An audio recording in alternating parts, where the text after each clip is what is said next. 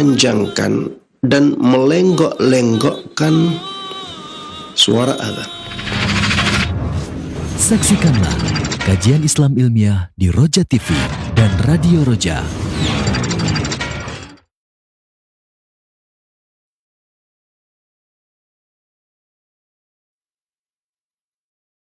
Simak Radio Roja Bogor 100.1 FM, Radio Roja Majalengka 93.1 FM, Radio Roja Palu 101,8 FM, dan Radio Roja Bandung 104.3 FM.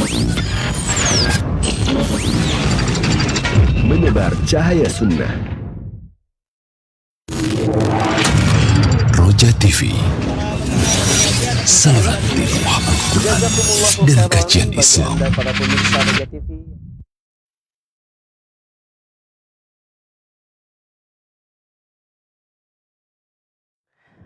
Assalamualaikum warahmatullahi wabarakatuh. Alhamdulillah wassalatu wassalamu ala Rasulillah wa ala alihi wa sahbihi wa mawala. Saudaraku seiman dan seakidah, sahabat Roja dimanapun Anda berada, masih bersama dengan kami di saluran tilawah Al-Quran dan kajian Islam. Dan di kesempatan pagi hari ini kembali kami hadirkan sebuah kajian ilmiah secara langsung dari Kota Kudus bersama Ustadz Dr. Musyafa Ad-Darini Hafizahullah Ta'ala. Dan kembali dalam pembahasan Sahih Fikih Sunnah, dan kita akan angkat sebuah tema menarik di kesempatan pagi hari ini, yakni adab dalam mengantarkan jenazah. Saudaraku seiman dan seakidah, untuk selanjutnya kita akan simak nasihat dari Ustadz Dr. Musyafa Ad-Darini Hafizahullah Ta'ala. Kepada Ustadz, falyatafaddal maskur. Bismillahirrahmanirrahim. Assalamualaikum warahmatullahi wabarakatuh. Innal hamdalillah nahmaduhu wa nasta'inuhu wa nastaghfiruh wa na'udzu billahi min syururi anfusina wa min sayyiati a'malina. May yahdihillahu fala mudhillalah wa may yudlil fala hadiyalah. Wa asyhadu an la ilaha illallah wahdahu la syarikalah wa asyhadu anna Muhammadan 'abduhu wa rasuluh.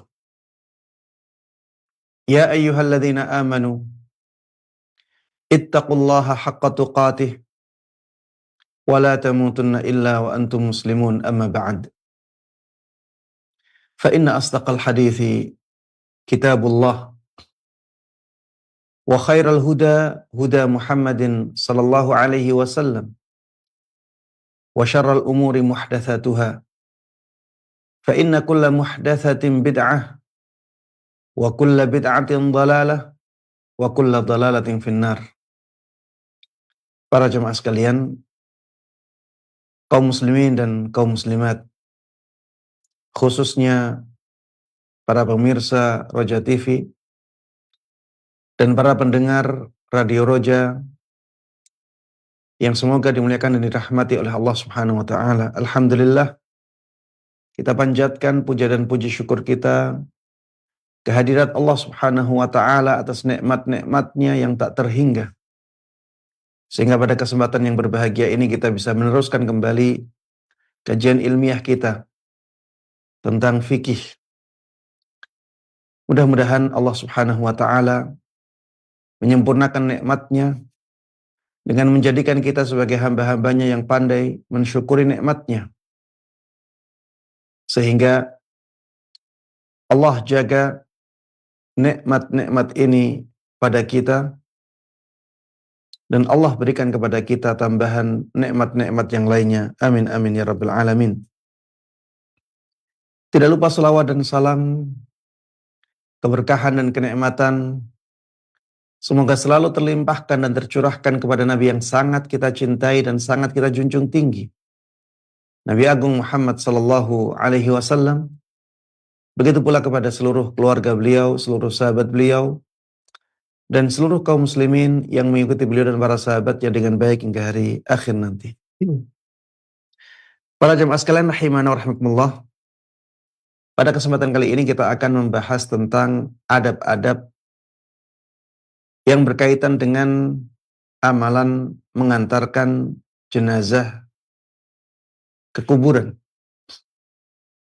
Ada beberapa adab yang hendaknya kita perhatikan ketika kita mengantarkan jenazah ke kuburan. Adab yang pertama adalah tidak membawa tempat pembakar wewangian atau membawa api. Tidak membawa tempat pembakar wewangian atau membawa api. Ya, misalnya pakai lilin, ya, atau yang lainnya. Di sini disebutkan faqad ittafaqal fuqaha ala annal janazata la tuttaba'u binarin fi mijmarah au mabkharah wala syam'in wa nahwihi illa lihajati dhaw'in au nahwih.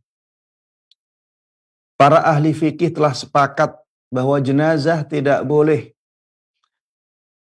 diikuti dengan api di tempat pembakar wewangian.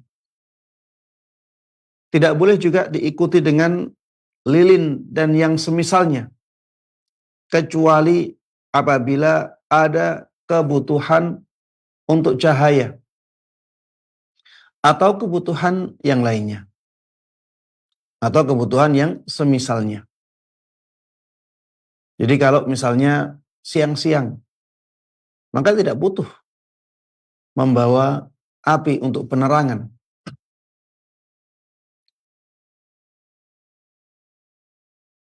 Hal ini berdasarkan hadis dari sahabat Abu Hurairah radhiyallahu anhu dari Nabi sallallahu alaihi wasallam bahwa beliau pernah bersabda, "La tuttaba'ul janazah bi sautin wala narin." Walaupun hadis ini hadis yang kurang kuat, hanya saja ada asar-asar yang menguatkannya. Di antaranya ada asar dari sahabat Amr ibn al-As radhiyallahu anhu. Beliau mengatakan di dalam wasiatnya, "Fa idza ana mittu fala tashabni naihah wala nar." Apabila aku nanti meninggal, maka jangan bawa bersamaku orang yang meratapi mayit. Jangan bawa bersamaku peratap. Wala nar, begitu pula api. Ada asar juga dari sahabat Abu Hurairah radhiyallahu anhu. Beliau pernah mengatakan ketika ajal sudah dekat, la tadribu alayya hustatan wa la tattabi'uni bimijmar. Jangan jadikan atau jangan buat tenda di atasku, dan jangan kalian mengikuti aku dengan membawa pembakar dupa, mijmar, ya. Dalam riwayat yang lain kata-katanya binar. Jangan mengikuti aku dengan membawa api. Ada juga asar dari sahabat Abu Musa. Beliau pernah berwasiat ketika kematian mendekati beliau, "Idzan talaqtum bi janazati fa asri'u bi al-mashi wa la tattabi'uni bi mijmar." Apabila kalian berangkat membawa jenazahku, maka cepatkan jalan kalian dan jangan ikuti jenazahku dengan mijmar. Mijmar itu pembakar dupa, pembakar wewangian, pembakar gaharu, dan yang lainnya. Ya, intinya para jemaah sekalian rahiman rahimakumullah, yang pertama kali yang harus kita perhatikan ketika kita mengikuti jenazah, jangan membawa api atau pembakar dupa, wewangian, gaharu, dan yang lainnya. Kecuali kalau kita butuh penerangan. Malam-malam ya, kita butuh penerangan jalan, maka tidak masalah menggunakan api. Tapi kalau misalnya ada selain api, yaitu lebih baik ya. Misalnya lampu. Tapi para jemaah sekalian rahimana wa rahimakumullah, yang kedua, as-samtu 'inda ittiba'il janazah. Ini penting karena banyak yang melakukan kesalahan ini. Ketika kita mengikuti jenazah, di antara adabnya adalah diam. Ya, diam. Tidak ada suara ketika kita mengikuti jenazah. Disebutkan di sini fala yajuzu raf'us sauti ma'al janazati la bidzikri wala bighairihi. Tidak dibolehkan mengangkat suara ketika membawa jenazah, baik suara itu suara zikir ataupun suara yang lainnya. Apa dalilnya? Dalilnya adalah hadis dari Qais ibn Ubad radhiyallahu anhu. Beliau mengatakan, "Kana ashabun Nabi sallallahu alaihi wasallam yakrahuna raf'as sauti 'indal janaiz." Dahulu para sahabat Nabi sallallahu alaihi wasallam tidak suka mengangkat suara ketika membawa jenazah. Para sahabat Nabi sallallahu alaihi wasallam tidak suka mengangkat suara ketika membawa jenazah. Mereka membencinya. Dan mengangkat suara ketika membawa jenazah, ini ada penyerupaan dengan kaum Nasara. Kaum Nasara itu mereka mengangkat suara mereka dengan zikir-zikir dalam agama mereka, dengan kata-kata dari Injil mereka, dengan dilagukan, ya, ada nada-nada sedih. Ini kebiasaan mereka. Maka kalau kita melakukannya, kita berarti menyerupai mereka. Maka jangan sampai kita menyerupai mereka. Man tashabbaha biqaumin fahuwa minhum. Kata Rasulullah sallallahu alaihi wasallam, barang siapa menyerupai suatu kaum, maka berarti dia bagian dari mereka. Bahkan dalam mazhab Syafi'i. Di dalam mazhab Syafi'i dijelaskan dengan tegas oleh Imam Nawawi rahimahullah. Beliau mengatakan wa'lam anna as-sawab al-mukhtar wa ma kana alaihi salaf radhiyallahu anhum as-sukutu fi halis sayri ma'al janazah. Ketahuilah bahwa pendapat yang benar dan terpilih dan praktek yang dilakukan oleh generasi salaf radhiyallahu anhum adalah diam ketika berjalan bersama jenazah. Ini perkataan Imam Nawawi rahimahullah. Diam saat berjalan bersama jenazah. Fala yurfa'u sautun biqira'atin wala dzikrin wala ghairi dzalik.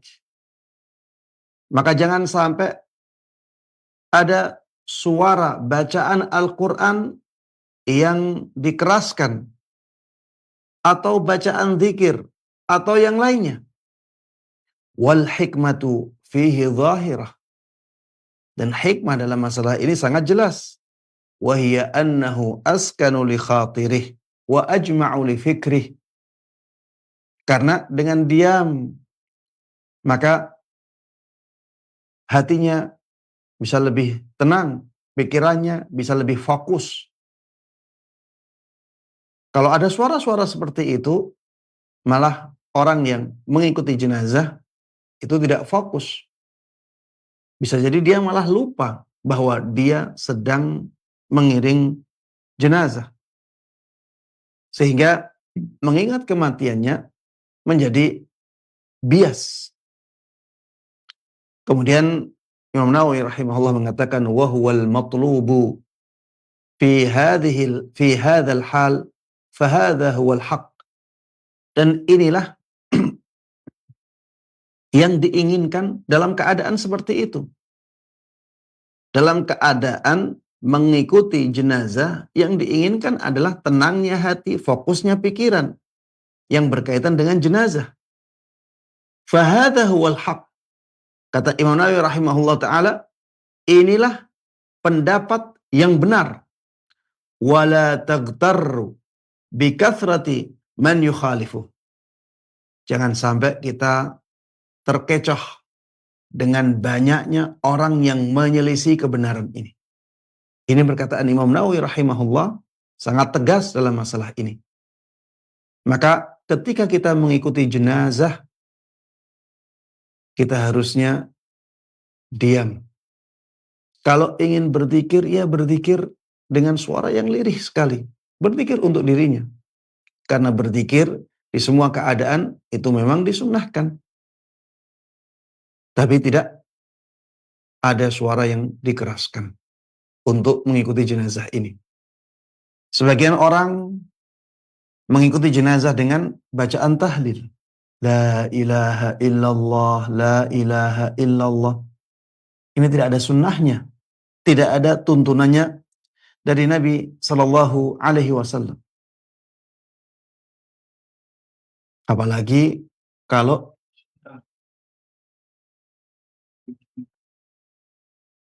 UPS. Tadi juga ada suara kembali ke sini.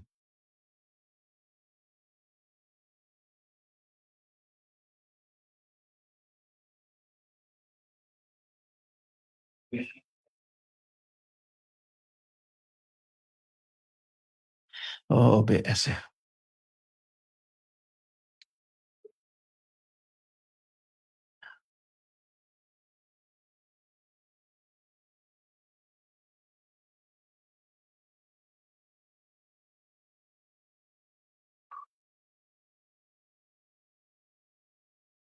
Para jamaah sekalian rahimana wa rahimakumullah. Intinya Imam Nawawi rahimahullah ta'ala mengingkari orang-orang yang mengikuti jenazah dengan mengangkat suara. Baik dengan bacaan Al-Quran, atau dengan bacaan zikir, atau dengan yang semisalnya. Dan beliau mengatakan, فَلَا تَغْتَرْ بِكَثْرَةِ مَنْ يُخَالِفُ. Jangan sampai engkau terkecoh dengan banyaknya orang yang menyelisih ini. Ini yang disampaikan oleh Imam Nawawi rahimahullah.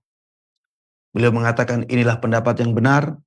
Beliau juga mengatakan bahwa inilah praktek dari generasi salaf umat ini. Dan yang lebih parah lagi, ada sebagian orang yang mengikuti jenazah dengan musik. Dalih mereka agar mengurangi kesedihan. Ada juga yang mengiringi musik dengan musik-musik yang membawa suasana kesedihan. Biar semakin dirasakan kesedihannya.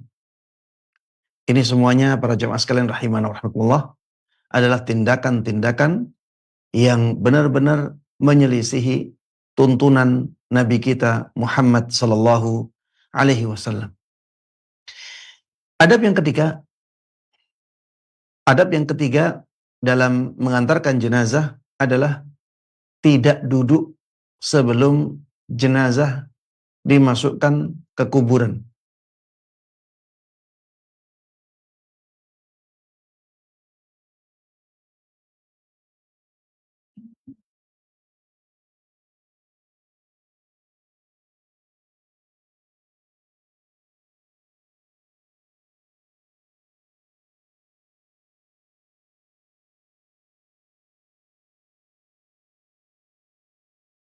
Para jemaah sekalian rahimanallah, adab yang ketiga adalah tidak duduk sebelum jenazah dimasukkan ke kuburan.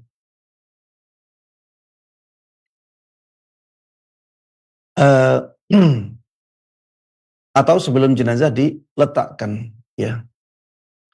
Jadi sebelum jenazah diletakkan, dan lebih baik kalau kita menunggu sampai dikuburkan, ya. Jangan sampai kita duduk dahulu. Kita tetap dalam posisi berdiri. Hal ini berdasarkan hadis dari sahabat Abu Sa'id Al-Khudri radhiyallahu anhu bahwa Nabi sallallahu alaihi wasallam pernah bersabda, "Idza ra'aitumul janazah faqumu." Apabila kalian melihat jenazah, maka berdirilah kalian. Faman tabi'aha fala yaq'ud hatta tudha. Dan barang siapa yang mengikuti jenazah itu, maka jangan sampai dia duduk sampai jenazahnya diletakkan. Ada yang mengatakan diletakkan di sini, maksudnya diletakkan ke tanah walaupun belum dimasukkan ke liang lahat. Ada yang mengatakan diletakkan maksudnya adalah dimasukkan ke liang lahatnya. Dan yang kedua tentunya lebih selamat. Tapi kata-kata diletakkan bisa jadi dimaknai diletakkan dari punggung orang-orang yang mengangkatnya. Karena ada hadis ini, maka sebaiknya kita menjalankannya sesuai dengan tuntunan. Ini kalau kita tidak mengetahui hadis ini, maka kita tidak tahu kalau ini adalah adab mengantarkan jenazah. Baik, tiga inilah adab yang disebutkan di sini. Ada adab yang keempat namun diperselisihkan oleh para ulama, yaitu berdiri ketika jenazah lewat. Berdiri ketika jenazah lewat. Namun sebagian besar ulama mengatakan bahwa adab ini telah dinasakh, telah dihapus. Ini di awal Islam. Setelah itu adab ini tidak diberlakukan lagi. Sehingga berdiri ketika ada jenazah lewat ini bukan termasuk adab lagi. Boleh berdiri, boleh juga tidak. Kembali ke hukum asal, wallahu a'lam. Para jemaah sekalian rahimana wa rahimakumullah, setelah kita membahas tentang adab dalam mengantarkan jenazah, kita masuk ke pembahasan tentang sholat jenazah. Sholat jenazah hukumnya adalah fardu kifayah. Sholat jenazah hukumnya fardu kifayah. Apabila telah dilakukan oleh sebagian kaum muslimin, maka kewajiban itu menjadi gugur dari sebagian yang lainnya. Makanya pernah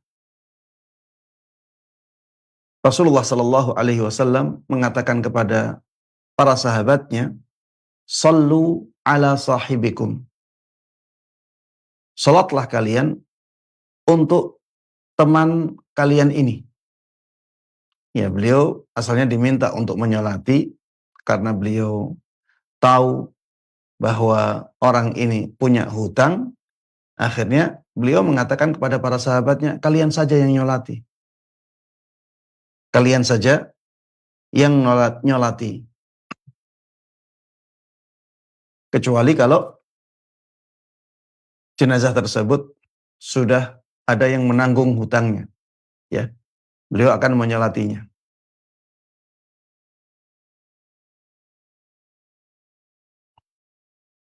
Beliau juga pernah mengatakan kata-kata yang sama di peristiwa setelah perang Khaybar. Karena beliau tahu jenazahnya seseorang itu melakukan penggelapan harta rampasan perang, ya, ada orang melakukan penggelapan harta rampasan perang. Kemudian orang ini meninggal. Rasulullah tahu tindakannya itu, akhirnya beliau mengatakan kepada para sahabatnya, "Sallu ala sahibikum." Salatilah teman kalian ini. Ini menunjukkan ya bahwa salat itu wajibnya tidak atas semua kaum muslimin. Tapi kalau sudah ada sekelompok orang yang menyolatinya, atau kalau ada orang yang menyolatinya, maka kewajiban atas kaum muslimin yang lainnya menjadi gugur. Dan salat jenazah ini pahalanya sangat besar. Diriwayatkan dari sahabat Abu Hurairah radhiyallahu anhu, beliau mengatakan bahwa Rasulullah sallallahu alaihi wasallam pernah bersabda, "Man syahida shalah hatta yusalla 'alaiha falahu qirat." Barang siapa yang man syahida shalah, mungkin maksudnya man syahidal janazah ya. Barang siapa yang menyaksikan jenazah sampai disolati, maka baginya pahala 1 qirat. Wa man syahidaha hatta tudfan falahu qiratan. Barang siapa yang menyaksikan jenazah, kemudian salat sampai jenazah itu dikuburkan, maka baginya pahala 2 qirat. Ada seorang sahabat yang bertanya, "Wa mal qiratan?" Apa yang dimaksud dengan 2 qirat ini? Maka Rasulullah sallallahu alaihi wasallam menjawab, "Mithlul jabalaini al-'azimain." 2 qirat itu seperti 2 gunung yang besar. 2 gunung yang besar. Ada riwayat yang lain mengatakan salah satunya seperti Gunung Uhud. Salah satunya seperti Gunung Uhud. Dan Gunung Uhud adalah gunung yang sangat besar. Maka ini menunjukkan pahala yang sangat besar bagi orang yang melakukan sholat jenazah. Kemudian sholat jenazah juga sangat bermanfaat bagi mayit, bagi saudara kita yang meninggal, bagi saudara kita yang sangat membutuhkan kebaikan dari saudara-saudaranya yang masih hidup. Hal ini berdasarkan hadis dari Nabi Muhammad sallallahu alaihi wasallam bahwa beliau bersabda, "Ma min rajulin muslimin yamut fayaqumu ala janazatihi 40 rajulan la yusyrikuna billahi syai'a illa syafa'ahumullahu fihi." Tidak ada seorang muslim pun yang meninggal, kemudian ada 40 orang yang berdiri menyolati jenazahnya, yang 40 orang tersebut tidak melakukan kesyirikan kepada Allah Subhanahu wa taala dengan sesuatu apapun, kecuali mereka akan memberikan syafaat kepada dia, kecuali mereka akan menjadi orang-orang yang mensyafaati dia. Ini menunjukkan ya, bahwa menyolati jenazah ini sangat penting, sangat berharga, sangat besar manfaatnya untuk jenazah, untuk saudara kita yang meninggal.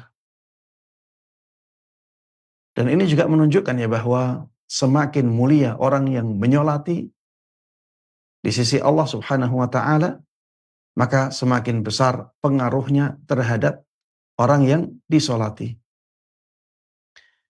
Ada juga hadis dari Ibunda Aisyah radhiyallahu anha dari Nabi sallallahu alaihi wasallam, bahwa beliau bersabda, "Ma min mayyitin yusalli alaihi ummatun minal muslimin yablughuna mi'ah kulluhum yashfa'una lah illa syuffi'u fihi." Tidak ada seorang mayit pun yang disolati oleh sekumpulan umat Islam yang mencapai jumlah 100 dan semuanya memberikan syafaat untuk dia, kecuali syafaatnya mereka diterima untuknya. Kecuali syafaat mereka diterima oleh Allah Subhanahu wa taala untuknya. Maka ini menunjukkan ya, betapa pentingnya kita menyolati mayit. Betapa butuhnya mayit terhadap sholat jenazah ini. Maka harusnya kita benar-benar memperhatikan. Ini hak saudara kita yang sudah meninggal. Dan ini adalah kesempatan terakhir bagi kita untuk memberikan kebaikan sholat jenazah kepada dia. Masalah yang berikutnya adalah masalah di mana posisi kita ketika menyolati jenazah. Ketika kita menjadi imam. Kalau kita ditunjuk sebagai imam dalam sholat jenazah, maka kita berdirinya di mana? Di posisi mana kita berdiri? Apakah di posisi kepala? Ataukah di posisi tengah badan? Ataukah di posisi kaki? Pendapat yang paling kuat dalam masalah ini, ya di sini ada perbedaan pendapat ya, tapi kita singkat saja. Pendapat yang paling kuat dalam masalah ini adalah ada perbedaan antara jenazah laki-laki dan jenazah perempuan.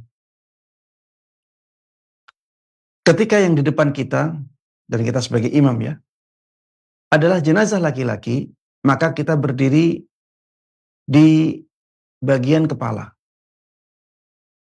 Jadi kita berdiri di bagian kepala mayit.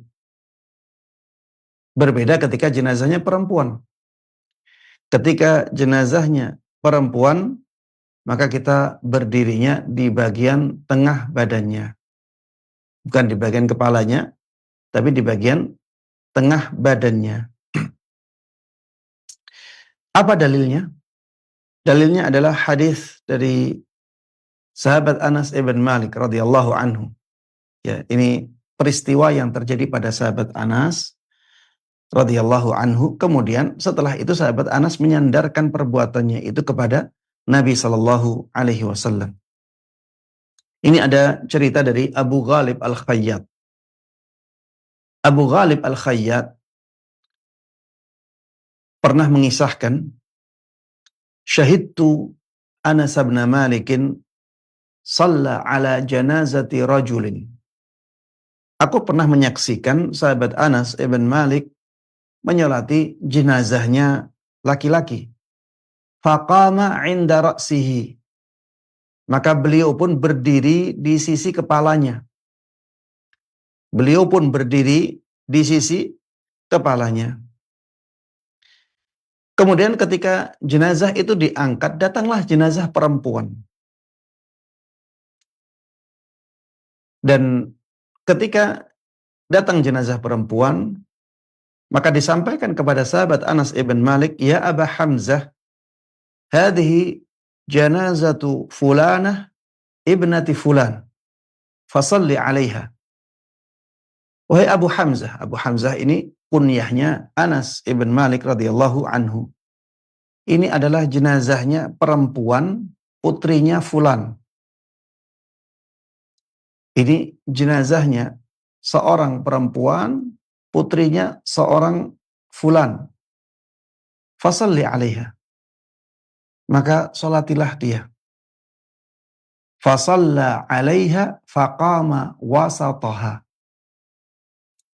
Maka sahabat Anas menyolatinya dan beliau berdiri di pertengahan tubuhnya, ya, di sisi tengah tubuhnya.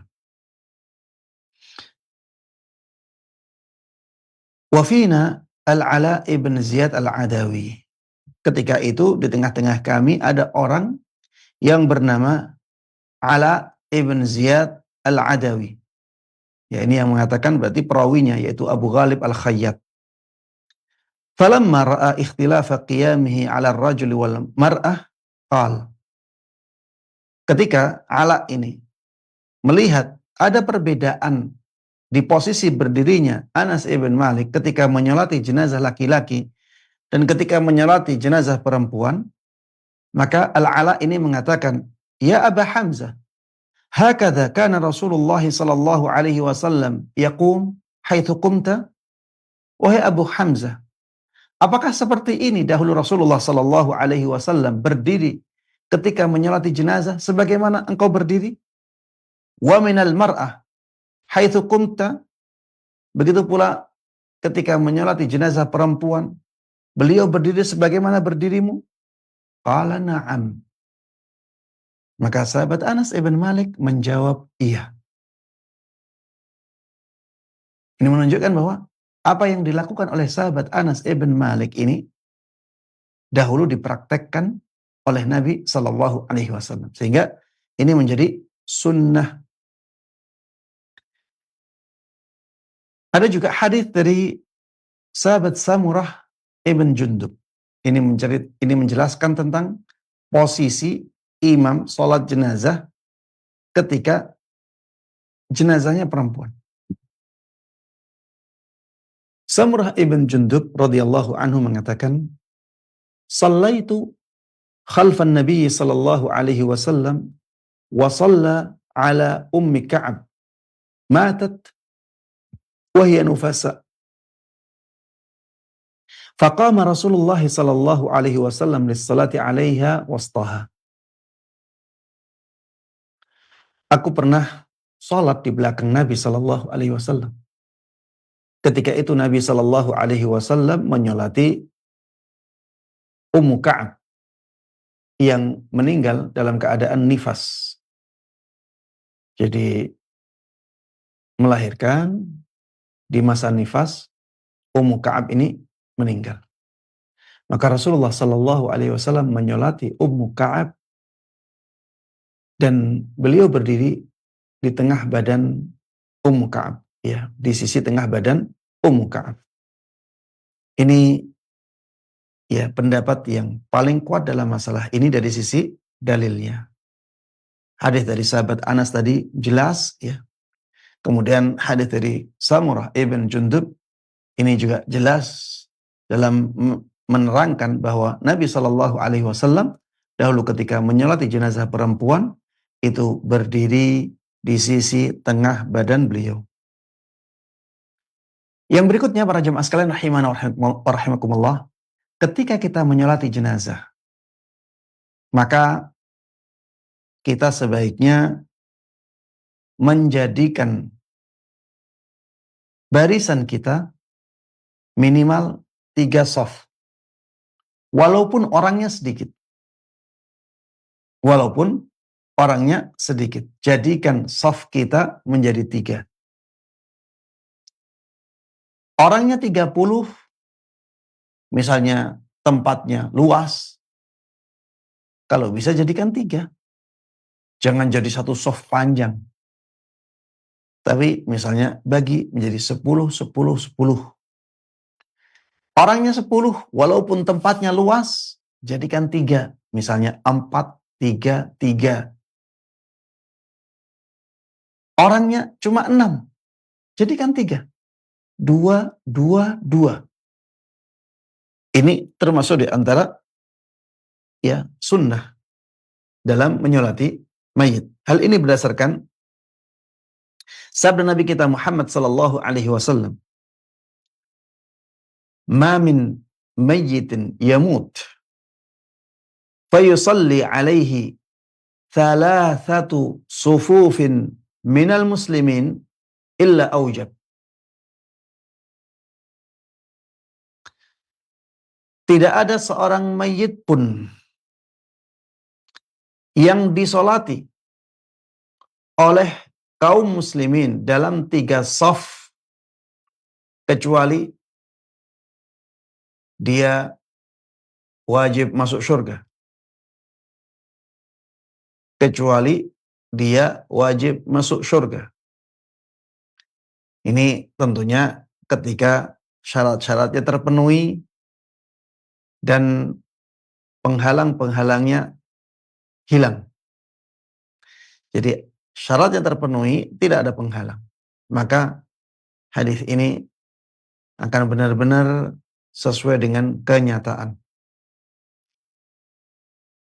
Tidak ada seorang mayit pun yang disolati oleh kaum muslimin dalam 3 saf kecuali dia wajib masuk surga. Ini menunjukkan ya bahwa ketika sholat jenazah, sebisa mungkin kita jadikan safnya menjadi 3 saf. Semakin banyak safnya tentunya akan semakin baik. Semakin banyak orang yang menyolati dan akhirnya safnya menjadi semakin banyak, maka tentunya semakin baik. Masalah yang berikutnya, apabila beberapa jenazah disolati dengan sholat sekali dan jenazahnya itu bercampur antara laki-laki dan perempuan, bagaimana menyolatinya? Yang pertama, sebenarnya imam boleh menyolati jenazah itu satu persatu. Jadi satu jenazah disolati, satu jenazah disolati, satu jenazah disolati. Boleh seperti ini. Tapi boleh juga menyolati beberapa jenazah itu dengan sekali sholat. Kita boleh menyolati beberapa jenazah itu dengan sekali sholat. Lalu bagaimana posisinya? Bagaimana posisinya? Apakah yang dekat dengan imam itu jenazah laki-laki ataukah jenazah perempuan? Ataukah yang lebih dekat dengan Ka'bah itu jenazah laki-laki ataukah jenazah perempuan? Terus bagaimana mengatur jenazahnya? Yang jelas, cara yang pertama tadi, yaitu bahwa imam itu berdiri di sisi kepala dan berdiri di sisi kepala laki-laki dan berdiri di sisi tengah badan jenazah perempuan, ini harus tetap dijaga. Dan ditambahkan ini, jenazah yang laki-laki lebih dekat kepada imamnya. Jadi ngaturnya, yang di depan imam jenazah laki-laki dan imam berdiri di sisi kepalanya. Kalau laki-lakinya ada 3, berarti ada 3 orang. Jadi jenazah, depannya jenazah lagi, depannya jenazah lagi. Kemudian apabila ada jenazah perempuan di depan jenazah ketiga. Di depan jenazah ketiga. Berarti jenazahnya ada 4 ya. di depan jenazah ketiga ada jenazah perempuan. Dan di jenazah perempuan ini tidak urut ya. Maksudnya kalau yang laki-laki tadi urut ya. Kepalanya sejajar semuanya. Sedangkan yang jenazah perempuan ini kepala jenazah laki-laki sejajar dengan bagian tengah jenazah perempuan. Sejajar dengan bagian tengah jenazah perempuan. Karena kita harus menjaga dua cara tadi. Cara yang pertama yang ini, yang tadi cara pertama bahwa imam berada di sisi kepala jenazah laki-laki dan berada di sisi bagian tengah jenazah perempuan. Cara yang keduanya ini. Jadi yang laki-lakinya lebih dekat kepada imam. Ya. Yang laki-lakinya lebih dekat kepada imam, yang perempuannya lebih jauh dari imam. Hal ini berdasarkan athar dari sahabat Ibnu Umar radhiyallahu anhuma. Diriwayatkan dari Nafi' bahwa Ibnu Umar radhiyallahu anhuma shalla ala tis'i janaiz jami'a.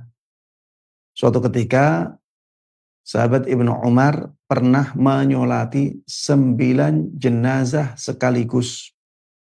Faja'ala ar-rijala yaluna al-imam wan nisaa yalina al-qiblah. Fasaffahunna saffan wahidan wa wada'a al-janazata ila akhirih yani.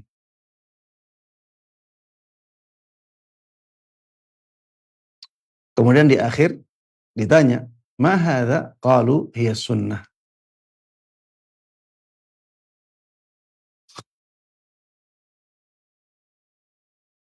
Iya. Jadi sahabat Ibnu Umar pernah menyolati 9 jenazah sekaligus. Maka beliau menjadikan jenazah laki-lakinya itu dekat dengan imam, sedangkan jenazah perempuannya itu lebih dekat kepada kiblat. Kemudian ketika ditanya, ini bagaimana cara yang seperti ini?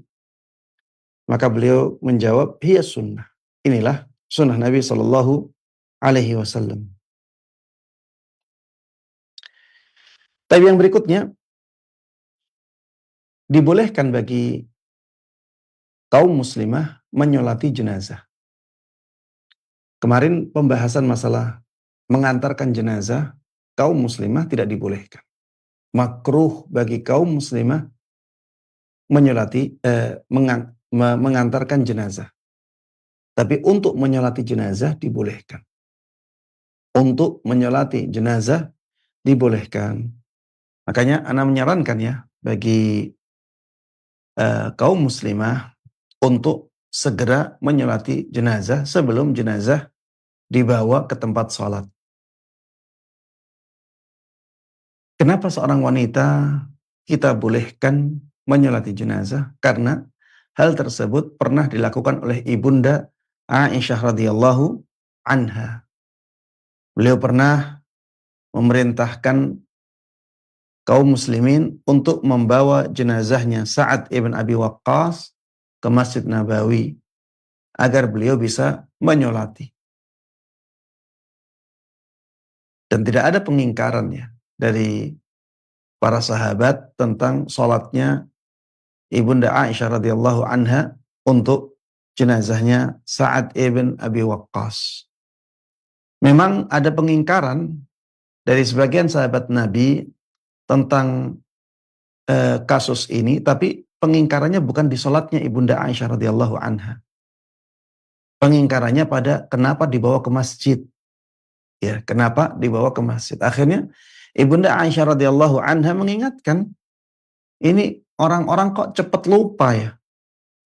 Bukankah dulu Rasulullah sallallahu alaihi wasallam menyolati sahabatnya Suhail ibn al-Bayda di Masjid Nabawi? Kenapa orang-orang mengingkari sholat jenazah di masjid? Rasulullah pernah melakukannya. Ini maksud dari ibunda Aisyah radhiyallahu anha. Jadi pengingkaran orang-orang itu pada sholat jenazah di masjid, bukan di sholatnya Ibunda Aisyah radhiyallahu anha untuk jenazahnya Sa'ad ibn Abi Waqqas. Karena Ibunda Aisyah radhiyallahu anha pernah menyolati jenazah Sa'ad ibn Abi Waqqas, maka kita katakan bahwa kaum muslimah boleh menyolati jenazah asalkan tidak dibarengi dengan amalan mengantarkan jenazah. Ya. Jadi solati tapi jangan mengantarkan jenazah. Kalau mengantarkan jenazah, kita kemarin sudah bahas, itu dimakruhkan. Bahkan ada yang mengatakan diharamkan. Tapi yang lebih kuat adalah pendapat yang mengatakan makruh, wallahu ta'ala a'lam. Dan di negara kita kebiasaannya jenazah sebelum dibawa ke tempat sholat itu diletakkan di rumahnya dulu. Dan ketika diletakkan di rumahnya itu biasanya sudah banyak ya kaum muslimah yang datang untuk bertakziah. Maka Anda melihat lebih baik mereka menyibukkan diri untuk menyolati jenazah di tempat itu, di rumahnya, sebelum dibawa ke tempat sholat ya. Jadi dulu itu malah kebiasaan Nabi SAW sholat jenazahnya itu tidak di masjid. Walaupun boleh ya di masjid. Nanti akan dibahas. Tapi kebiasaan Nabi SAW itu sholat jenazahnya tidak di masjid. Tidak di masjid. Maka bagi kaum muslimah yang ingin menyolati jenazah ketika masih di rumahnya setelah dimandikan dan dikafani, maka Anda melihat itu lebih baik, lebih afdal karena ada amalan menyolati jenazah. Bagi barang siapa yang menyolati jenazah, maka dia mendapatkan pahala 1 qirat. Ya. Dia mendapatkan pahala 1 qirat, dan 1 qirat ini itu seperti 1 gunung yang besar. Ya. Daripada menyibukkan diri dengan hal-hal yang tidak ada tuntunannya dari Nabi Muhammad SAW, misalnya membaca Al-Quran atau membaca zikir-zikir tertentu, ini tidak ada tuntunannya dari Nabi SAW. Lebih baik ya kita menyibukkan diri dengan yang ada tuntunannya dari Nabi SAW, yaitu menyolati jenazah ketika masih di rumahnya. Karena kalau mengikut ke tempat sholat ya, di situ dikhawatirkan masuk ke dalam larangan mengikuti jenazah. Para jemaah sekalian rahimana wa rahimakumullah, ini yang bisa kita bahas dalam kesempatan kali ini. Masih tersisa beberapa masalah yang berkaitan dengan sholat untuk mayit. Insya Allah kita akan bahas di pertemuan yang berikutnya. Mudah-mudahan yang kita bahas di kesempatan kali ini bermanfaat untuk kita semuanya. Mudah-mudahan Allah berkahi ilmu kita. Amin amin ya rabbal alamin. Wa sallallahu wa sallama wa baraka ala nabiyina Muhammadin wa ala alihi wa sahbihi wa man tabi'ahum bi ihsanin ila yaumiddin walhamdulillahi rabbil alamin. Jazakallahu khairan kami sampaikan kepada Ustadz Dr. Mustafa Ad-Darini hafizahullah ta'ala yang telah membimbing kita di kajian edisi pagi hari ini langsung dari kota Kudus. Dan untuk berikutnya kita akan angkat pertanyaan-pertanyaan yang telah masuk melalui pesan WhatsApp maupun insya Allah melalui line telepon di 021 823 6543. Baik Ustadz, pertanyaan pertama dari Ummu Sa'ad di Maros, Makassar. Izin bertanya Ustadz, apakah boleh jenazah dibawa dan disolatkan di tempat yang agak jauh?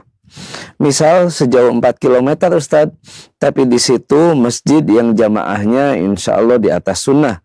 Sementara di masjid dekat rumah jamaahnya itu belum mengenal sunnah. Tafadhol Ustadz. Bismillahirrahmanirrahim.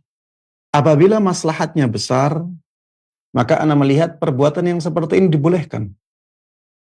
Perbuatan yang seperti ini dibolehkan. Misalnya tadi, mencari jamaah yang lebih banyak dan lebih dekat kepada tuntunan Nabi Shallallahu Alaihi Wasallam.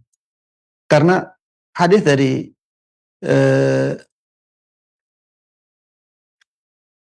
Ibnu Abbas radhiyallahu anhu jelas ya. Beliau mengatakan bahwa Rasulullah sallallahu alaihi wasallam pernah bersabda, "Ma min rajulin muslimin yamutu fayaqumu ala janazatihi arba'una rajulan la yusyrikuna billahi syai'a illa syafa'ahumullahu fih." Tidak ada seorang muslim pun yang meninggal kemudian dia disolati oleh 40 orang laki-laki yang tidak melakukan kesyirikan kepada Allah Subhanahu wa taala. Coba digarisbawahi kata-kata tidak melakukan kesyirikan kepada Allah Subhanahu wa taala dengan sesuatu apapun kecuali mereka akan diterima syafaatnya untuk jenazah itu. Kecuali mereka akan diterima syafaatnya untuk jenazah itu.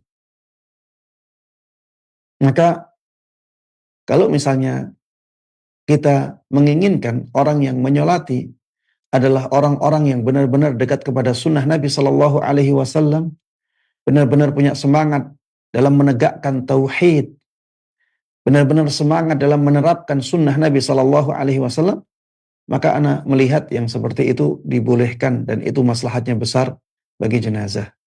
Wallahu ta'ala a'lam. Jazakallahu khairan Ustaz atas penjelasannya, dan berikutnya kita akan angkat pertanyaan melalui line telepon. Kami persilahkan. Iya. Silakan, sudah masuk. Ya, Assalamualaikum warahmatullahi wabarakatuh. Ustaz. Waalaikumsalam warahmatullahi wabarakatuh. Dengan siapa di mana Ibu? Dari Umu Iqbal di Tasikmalaya, Ustaz. Baik, silakan. Iya, ini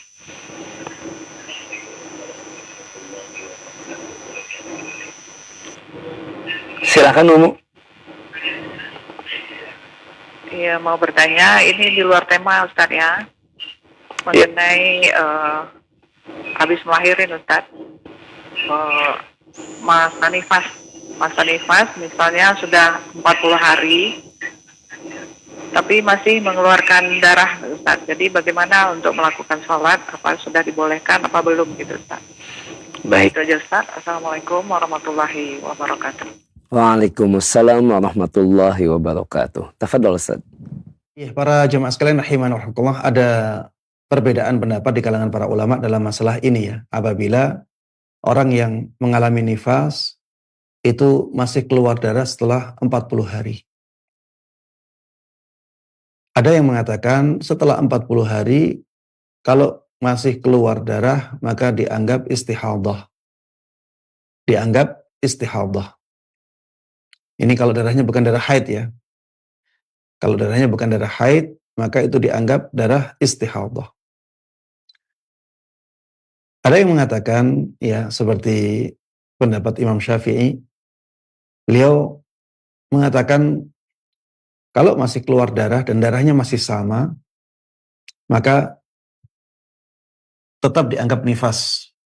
Alasan beliau karena banyak orang yang mengalami seperti ini.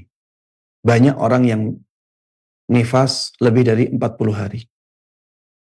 Pendapat yang pertama alasannya ada athar ya dari salah seorang sahabat wanita yang mengatakan bahwa dahulu perempuan itu duduk, maksudnya tidak sholat, karena nifasnya itu selama 40 hari.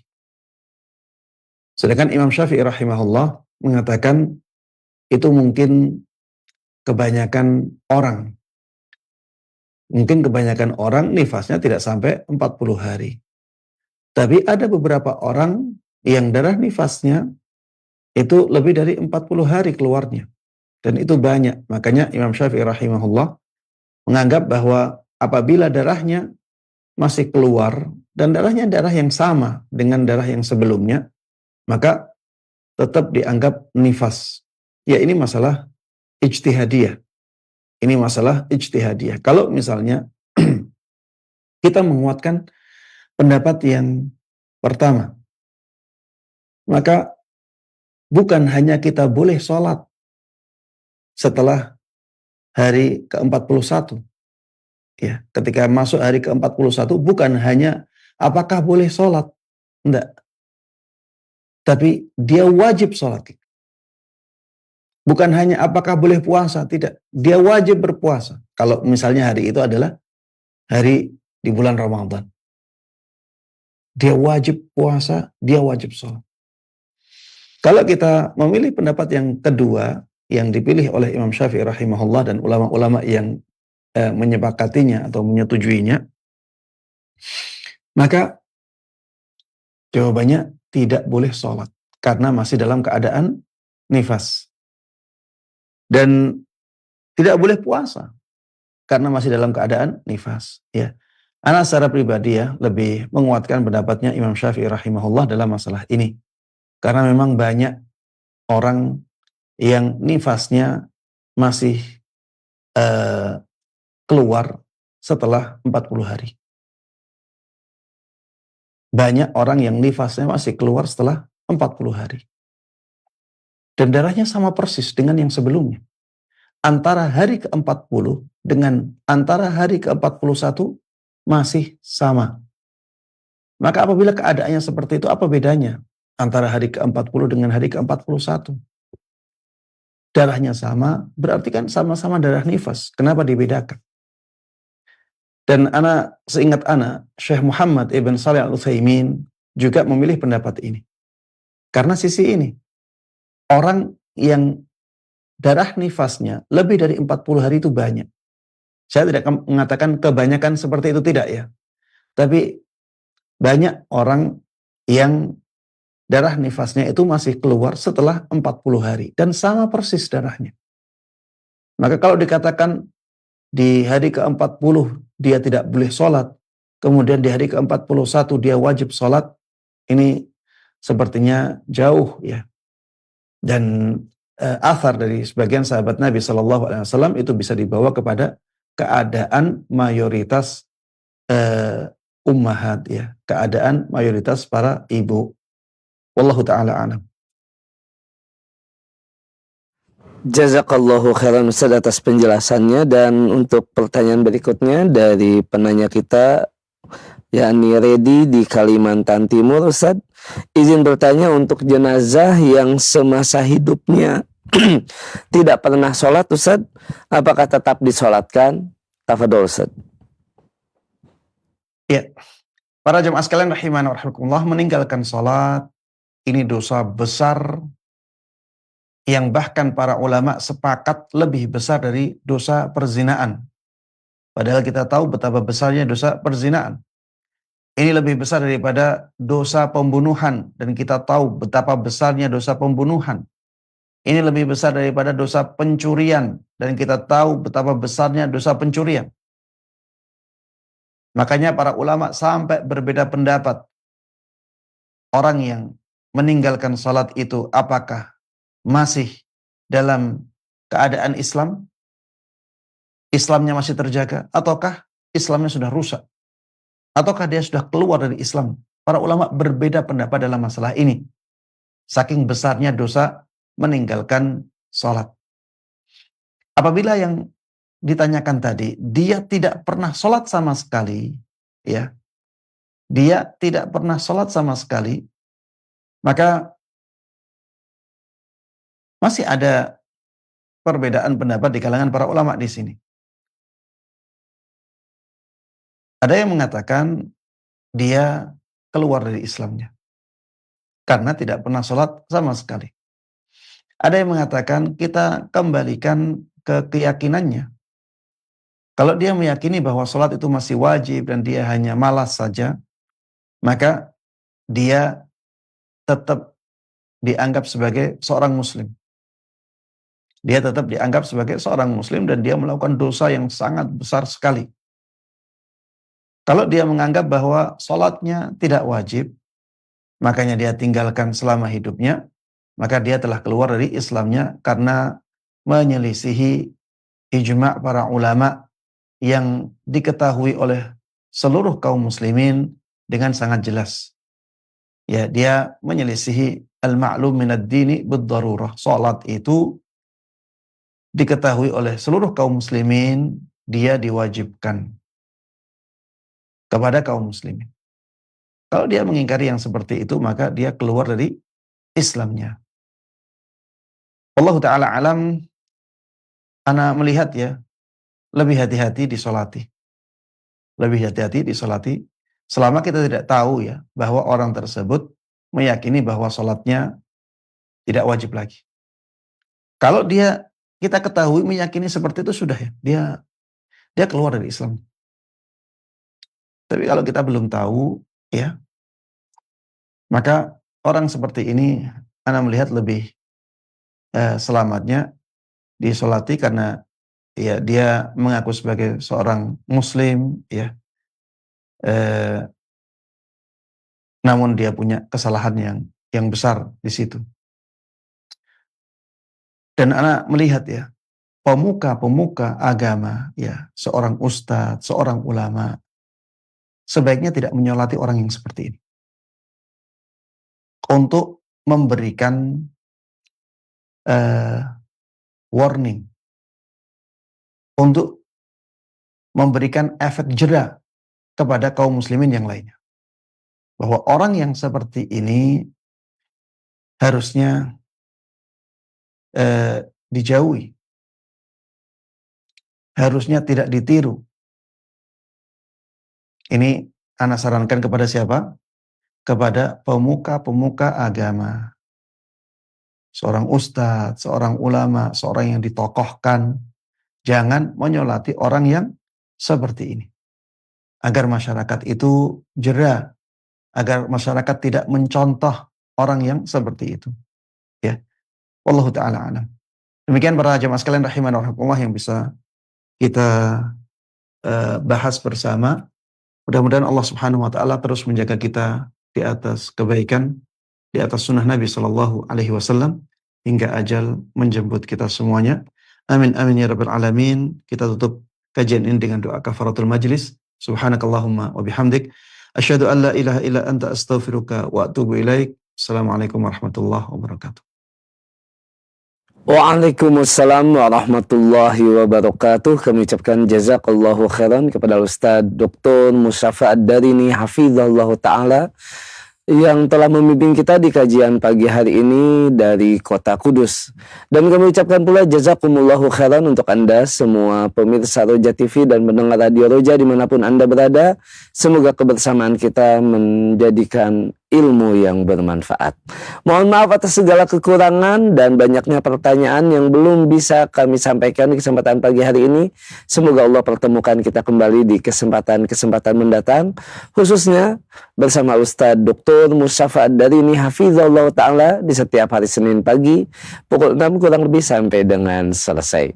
Kami dari studio undur diri. Wassalamualaikum warahmatullahi wabarakatuh. Roja TV, saluran dari Muhammad Quran dan kajian Islam.